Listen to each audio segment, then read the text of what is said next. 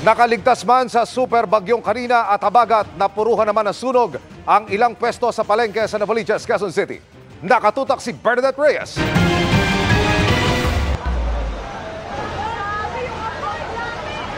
Ginising na makapal at maitim na usok ang mga taga-barangay Santa Monica, Novaliches, Quezon City.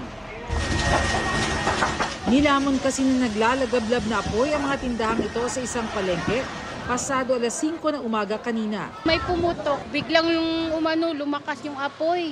Yun, hanggang umabot na dyan sa amin.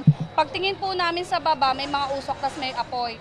Tapos pagka biglaan talaga, ang bilis ng yung mga kasama namin kumuha na ng sasakyan. Pagbalik, sunog na yung mga sasakyan nila. Pasado alas 5 kanina umaga nang sumiklab ang sunog dito sa New Nova Plaza Market sa Quezon City. Pero ilang oras na ang lumipas, hindi pa rin agad makapagdeklara ng fire out ang Bureau of Fire Protection dahil sa mga hamon sa pag-apula ng apoy. Laman po nito ay puro plastic cup, paper cup, wood, tsaka mga mantika. Yun po yung naging challenge natin.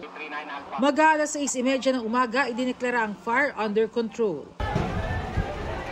Nang pasukin ang loob ng palengke, halos maabo ang mga paninda sa bawat stall. Pati bodega, ubos lahat. Sana matulungan rin kami. Saan kami pupulutin?